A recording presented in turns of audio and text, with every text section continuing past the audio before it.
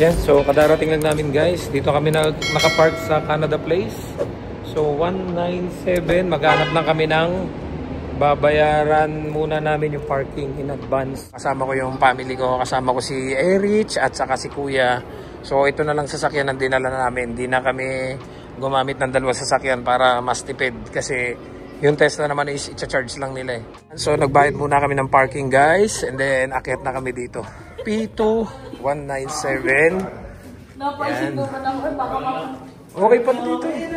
Mura pa nga yan kuya, may pinarkingan ako dito, parang pumalo ako ng 60. 3 oras, oo. Okay pala dito mag-parking.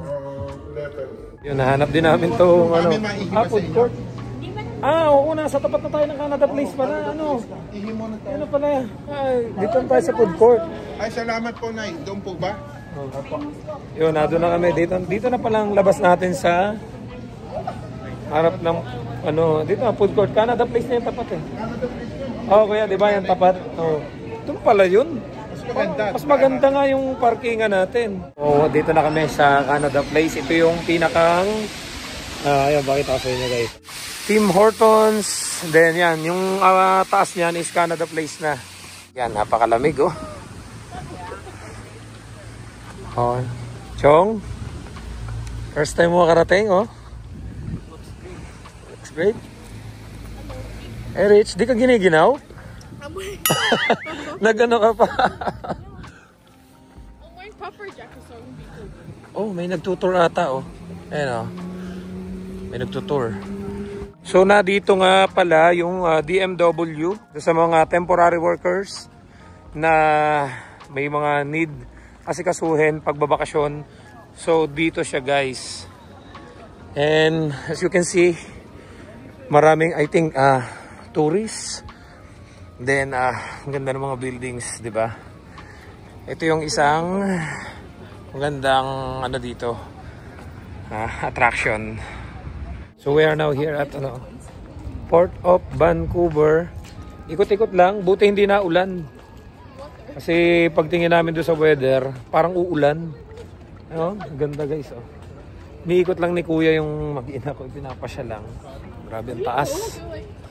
Pero malamig. Ang ganda ata niya. Canada Place, Port of Vancouver. So ikot-ikot lang kami dito. Actually, di pa ako nakakarating doon sa pinakandulong yun eh. Pero sabi ni Kuya, may sakayan daw doon ng Anong sakayan doon Kuya? Flyover Canada. Flyover Canada. Tapos sabi niya, yun daw yung pala pwede kang mag-rent doon. Tapos ililipad ka dito sa areang to. So hindi ko pa naman natatry. Nakikita ko lang yun dati pero hindi ko alam na pwede palang i-rent yun. Meron sapatos yun, ito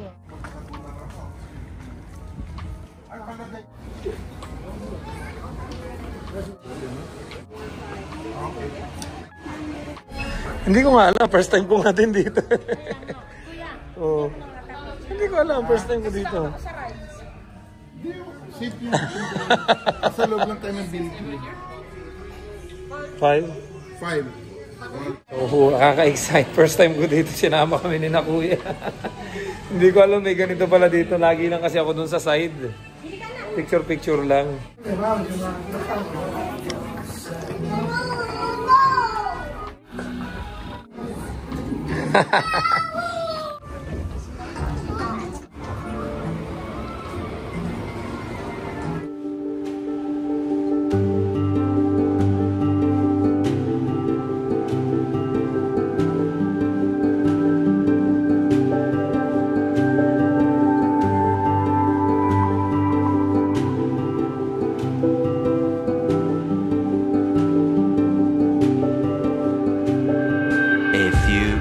Later.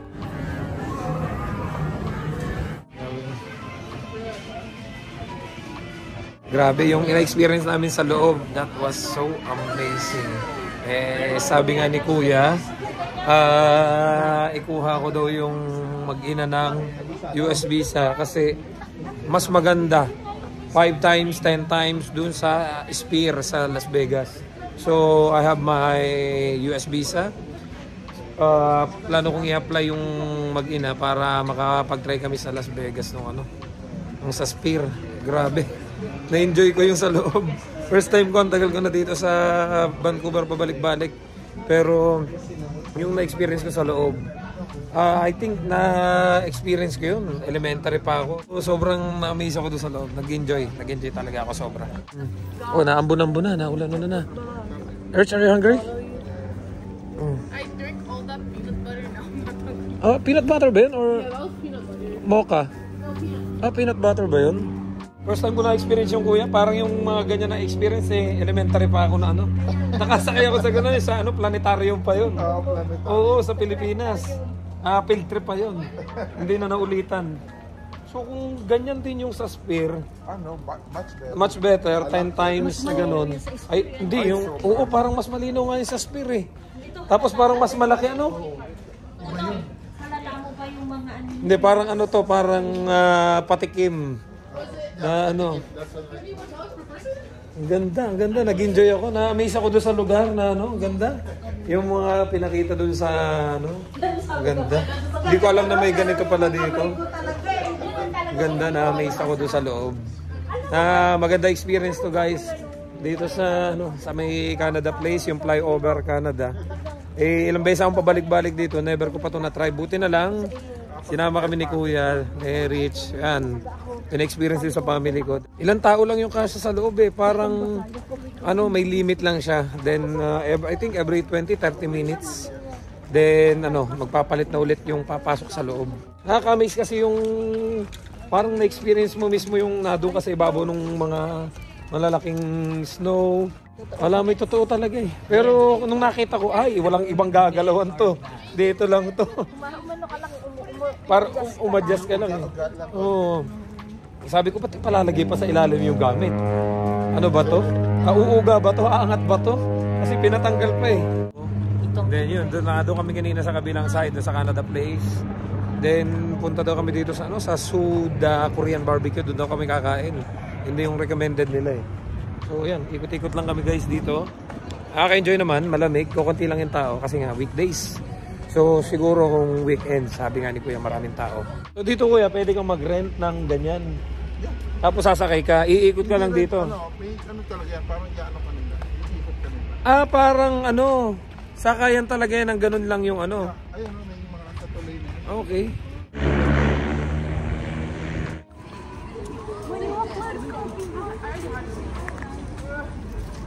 So we are now going to Suda Korean Barbecue. Doon kami I think dinner na kasi anong oras na rin naman gabi na rin halos. I think, what time is it? Almost 5 na. So chinek ko dito sa Google Map. 8 minutes papunta dito. Malapit lang siya sa may Gastown. So yan, kasama ko sina Kuya, si Erich, yung anak ko, tsaka si Mrs. Nag-walk na lang kami kasi doon kami nag-park sa ilalim ng Canada Place. Kesa ililipat pa namin yung park doon sa magdo-double charge na naman, magbabayad na naman kami ng parking. So nag-pay kami ng parking na 3 hours. So spend na lang namin until 6. So dito na kami ngayon sa Gastown. Sabi ko sa kanila, iikot nila yung mga mata nila, baka makita pa nila yung ASAP at saka yung Showtime. Kasi kahapon, nung Saturday night, nagpuntahan dito sina Bong Navarro, sina Vice Ganda. So yung mga artist ng ASAP at saka ng Showtime, dito sila nag-picture-picture sa area to sa may steam clock.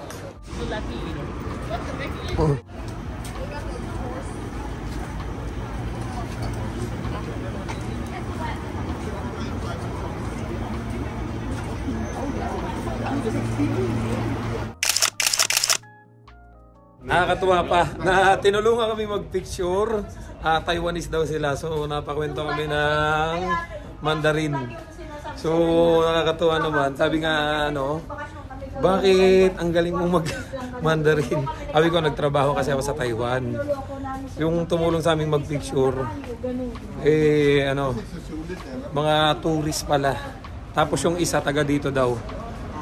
Pinapasya lang niya dito sa Gastown. Ang ganda ng mga dogs Parang si Peanut yung isa mo.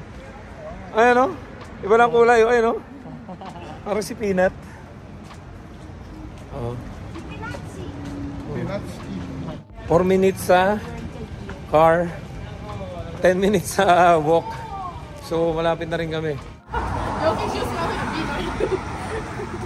Oh, maliit lang pala siya, kuya. O malaki din. Sorry, no public washroom. Iba-iba, mas malaki yung burn.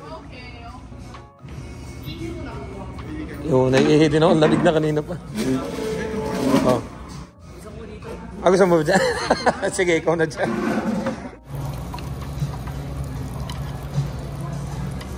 Thank you. Thank you.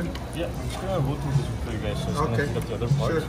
Naman tong kabila. Now we can have this. Okay na. Grab some cheese.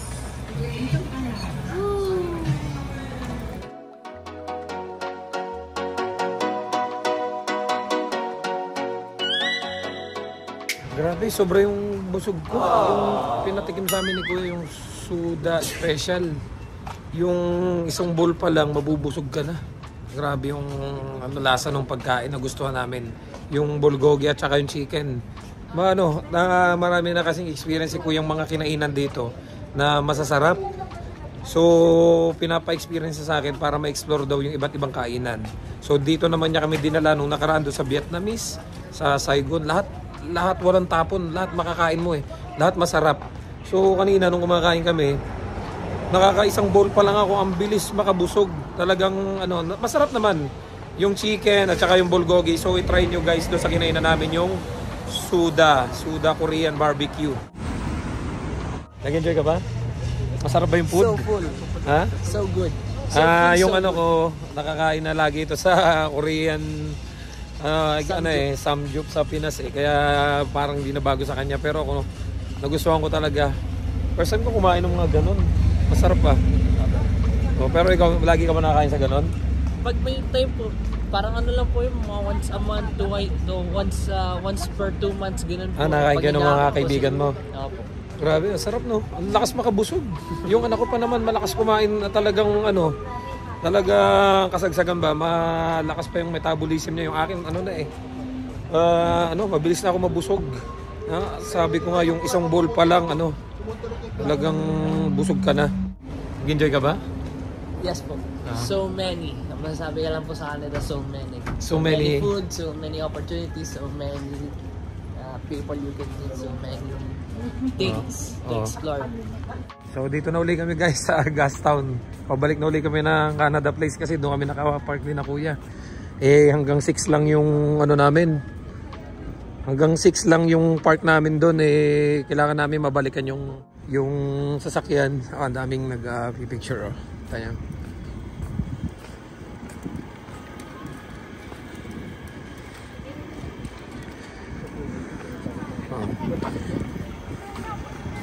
Magpipicture ba ulit kayo? If that partnership for Halloween could be good. Grabe yung nilakad namin. Yung kinain namin parang natunaw na. Oo nga, dito nga ang daan. So, pwede dito. Exit to parking. Ito na kami sa parking guys. Dito tayo kanina. So, dun. Ayan. Wala. No parking or you will be towed. No parking, you will be towed. Yan. So, I don't know kung pupunta pa kami doon sa Breka ba yun? Sa Breka daw. Magko-coffee or hindi ko alam kung saan pa kami pupunta. Kasi na rin naman, 6 o'clock na. So, magkaalaman. Pag nasa sasakyan kung saan kami dadali ni Kuya. A few moments later. Ayun guys, kakauwi lang namin. Drinap lang kami ni na Kuya dito. Pauwi na rin sila. So, okay naman. Sobrang enjoy. Grabe yung busog ko. Hanggang ngayon, busog pa kayo? Sobra yung busog namin. Yan, nagwawala na yung anak ko. Nagwawala na si Peanut. Hi, Peanut! Ay, takbo na Hi! Nati! Ayun, takbo siya come here. Uy! Ano? Lalabs! Pakis daddy! Uy! Dinid mo na ako Come here. Uy. Di mapakali, oh. I love you. Uy. Peanut, come here. Ha? Namiss mo ang daddy? Ha? Namiss mo ang daddy? Pakis ang daddy, pakis.